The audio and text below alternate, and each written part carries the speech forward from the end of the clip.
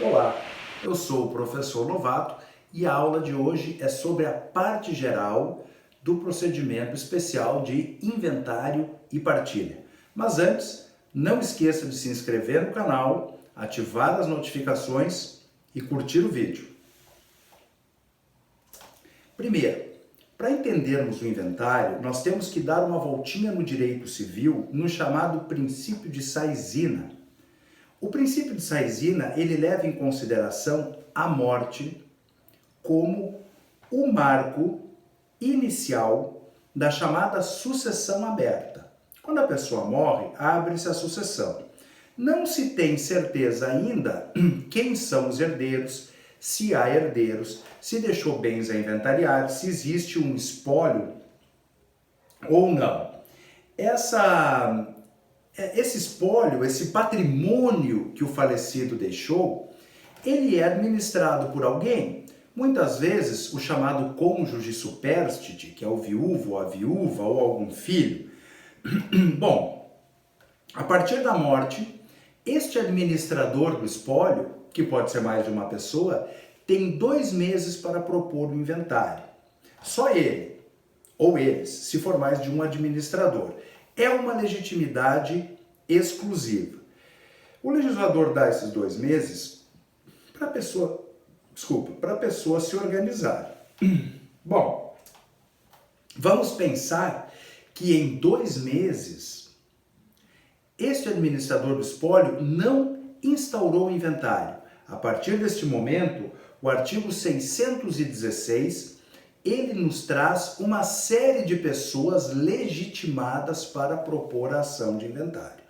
Quer dizer, até o credor do herdeiro pode instaurar o inventário, se for o caso.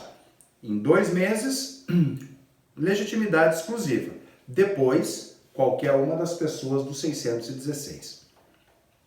A petição inicial, que instaura o inventário judicial, ela é muito simples. Ela requer a instauração do inventário e traz a comprovação do atestado de óbito, que no atestado vai estar escrito deixou bens a inventariar ou não deixou bens a inventariar. Não precisa trazer muito mais do que esses elementos numa petição inicial.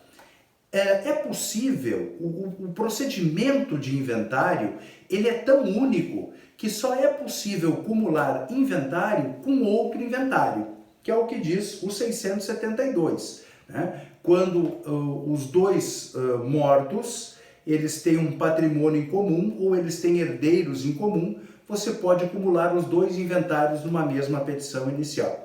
Para ter uma ideia, é tão único o procedimento de inventário que se o falecido deixou testamento, você não pode fazer inventário cumulado com testamento numa mesma petição inicial.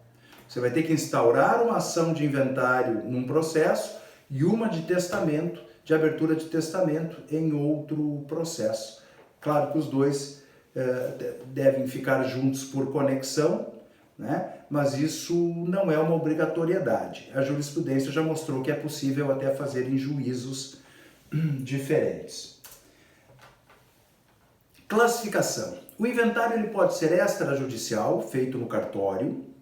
Para isso, não pode ter incapaz envolvido, não pode ter testamento e todos os herdeiros devem estar concordes com a partilha, ou seja, não pode ter discussão sobre a partilha de bens. Um inventário extrajudicial, ele já é instaurado com a minuta do formal de partilha. Ou seja, dá entrada no cartório, com toda a documentação necessária, certidões e tudo mais, e a minuta do formal de partilha. Os bens são esses, vão ficar para esse herdeiro, tudo já separadinho, todo mundo assina, esse é o requisito.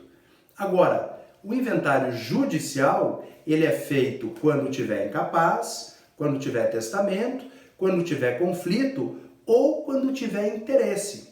Às vezes pode acontecer de não ter nenhum deles.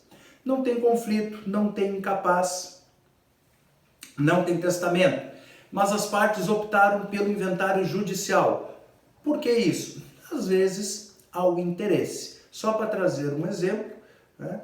Pode acontecer quando o falecido era advogado, ele tem sucumbência para receber em processos, e aí você não consegue encerrar o inventário no cartório, porque depende do andamento dos processos, a finalização dos processos por recebimento da sucumbência, que vai ser partilhada entre os herdeiros. Aí, faz-se pela via judicial e o juiz providencia, inclusive aguarda o andamento desses processos.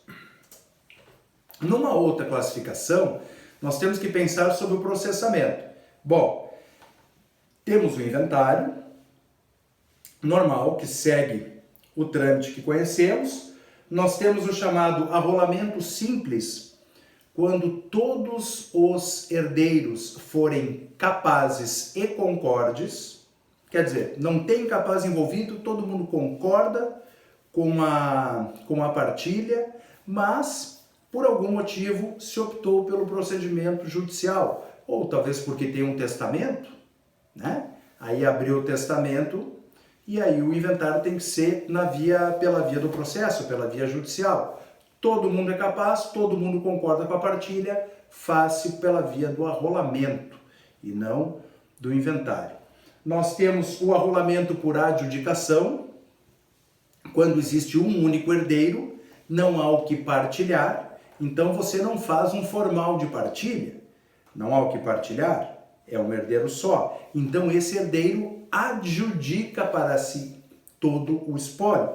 E nós temos, por fim, o arrolamento sumário, que é o procedimento também mais célere, quando o valor do espólio, dos bens do espólio, não ultrapassar 1.000 salários mínimos. Aí nós temos que pensar que o arrolamento ele é mais simples, porque há menos impugnações, as fases são mais resumidas, ele é um pouquinho mais condensado.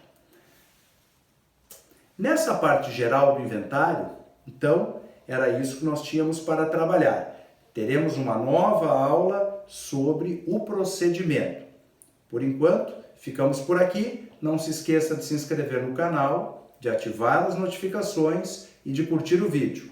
Muito obrigado!